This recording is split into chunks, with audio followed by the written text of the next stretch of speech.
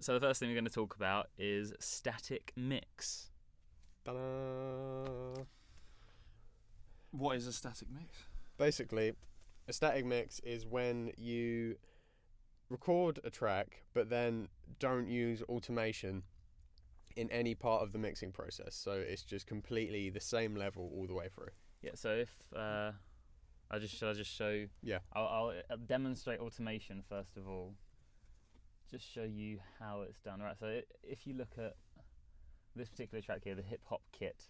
Right. If I just dot a few bits around here, I'll drag that down. Right. Now what that does is it changes the level when it hits the line. If I click on this channel now, and you watch this fader here on the left side. Some read. Just see.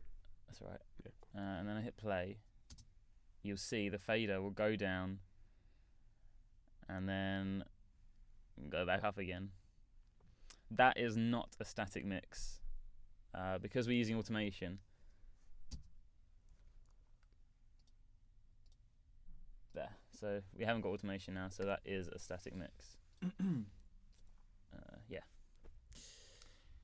So the following techniques that we'll be mentioning today, they will be used to alleviate and eradicate some problems in our mixes, but we won't be using the aforementioned techniques such as automation to do so. Mm-hmm. Automation can be useful in recording situations, and it is used, and it's a good idea to use it. But instead of automation, we're going to be using compressors to maintain the sound level and stop it clipping and things like that. Are there any other techniques that we'll be using? Would be like changing EQ True. and altering that in Mm-hmm. several different ways. But then also another one would be taking advantage of the dynamic range. Okay, Yes. dynamic range. Right. What is dynamic range? Well, let's show you. If we look back again on the hip hop kit, we can see, if I just zoom in a bit more, you can see it there anyway, but right, dynamic range is basically the difference in levels, shall we say? The heights of the sound wave. So Yeah. the quietest point is obviously this bit here, where nothing is going on at all, and it's it's silent. But the louder it's the dynamic range is from the quietest point to the loudest point. I mean, So in music or an orchestral sense, you could say that people would use dynamics to write down when things are going to build up or dissipate in sense of not just volume but sort of an ensemble. So the dynamic range in this particular track is from this point here to this point here. So the quietest to the loudest point, right there. This, again, obviously we can't use automation, but coming back to it, automation can be used to aid recording processes when you've got two tracks, for example, two guitar tracks, and at one point the volume of the guitar track builds up, but the other guitar track maintains exactly the same, and you're losing the second guitar track. What you'd want to do is automate it so that the volume of the second track is brought up at the same time that the other guitar track gets louder. So, what do we do in lieu of automation to affect dynamic range? Instead of automation. Instead of automation, compressors is what we will be using instead of automation. It's simply the reason we're not using automation and using compressors instead is to build our knowledge on compressors. But we'll talk about that on the next. More in detail on the next recording.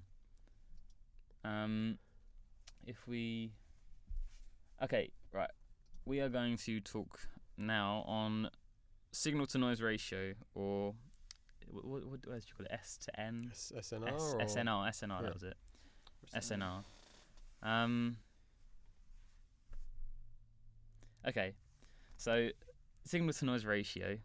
If we look at what the words actually mean, so signal is the noise that you want, and noise is what they use to talk about the noise that you don't want. So Opposite. the unwanted noise, background noise, things like that. And we're looking at.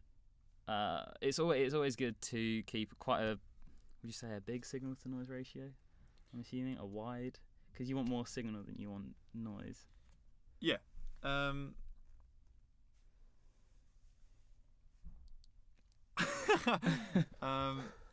think we Well, should start again. Should we?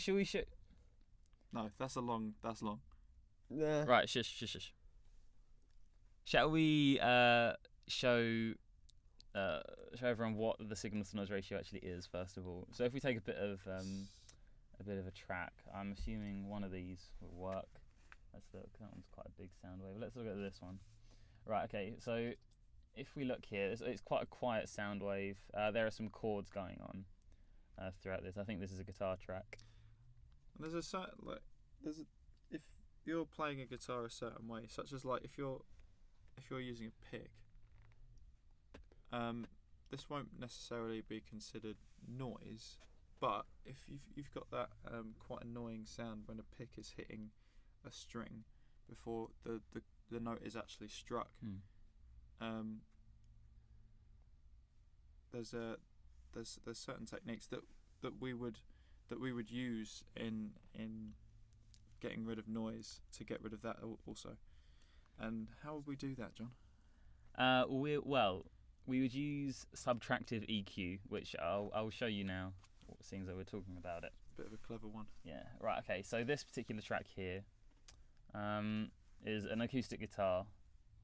If I just make it big for you. Right, okay, so this, you can't really see. This is an acoustic guitar playing.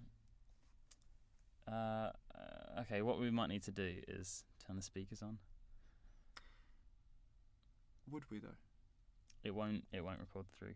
Okay, let's do that. Okay, we're going to need to be quiet then because there's always going to be feedback. Yeah.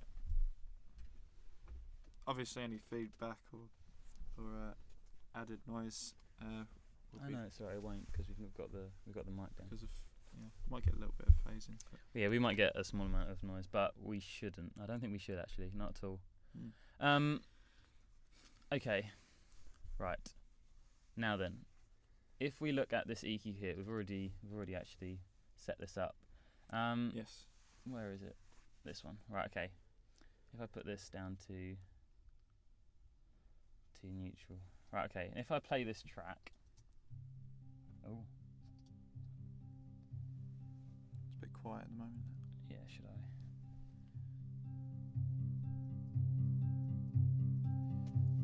You can hear that tapping. Very faint, but In the background, you'll hear a little bit of Let me just put that on loop. a bit of power noise, but that is purely from the speakers. Yeah. Now, you can hear that very slight clicking noise in the background there, and if you want to get rid of it, the way you do that is by using subtractive EQ to find the frequency at which the noise, where the noise actually is. So if we just, what you would do is you would find a point up here. Well, we're already on this. That was a little bit more than luck, really, wasn't it? Yeah. What you can do is, what you would do, let's say this started down here. You would move the frequency around until you found the frequency at which you can hear the plectrum on the strings, which is there, if you can hear it. Again, this isn't noise, what we mentioned earlier, but this is a way of getting rid of unwanted noise. Yeah. So yeah, once you've found that frequency, all you need to do then is just drop it completely. now it's completely diminished. And yeah. You'll still have the texture of a strum or picking as harsh as And the it was action won't be as as it was initially. Yeah. in the Um, attack. So that's This technique is it semi-parametric? semi-parametric indeed. Semi-parametric equalization. Yeah, semi-parametric equalization. Would you like to explain to us what semi-parametric EQ? Well, is- exactly as suggested in subtractive equalization. Basically, semi-parametric equalization is almost the opposite of shelving, whereas you've got like a smooth transition between the two opposite sides of the equalizer, like John is demonstrating. You will have quite a harsh or sharp dip in the equalizer, Should I turn this? and the one thing that isn't modified in semi-parametric equalization is the bandwidth. Or the Q factor, as it's known, Yes, the Q as it's factor, known on this particular not the X factor. equalization, not the X factor, the Q factor. So it's only these two that you'll be using: the frequency and the gain. So if you look at a particular, so for example here we're looking at 1160 hertz, which is right there. Okay, now semi-parametric EQ is where we don't touch the Q factor, the bandwidth, which is this one here, which all the bandwidth does, it makes it thinner or wider. So I can bring that down back to where it was, which was 171. Oh, there you go, I've got it. And if you do alter the bandwidth, it will be a very narrow one. Yeah, well, you can either have it to be wide, thusly, or very narrow, which you would use the narrow bandwidth for what's the word? More objective. Yeah. The subtractive EQ, what we were using earlier to find the noise of the plectrum hitting the strings. It's a bit more precise.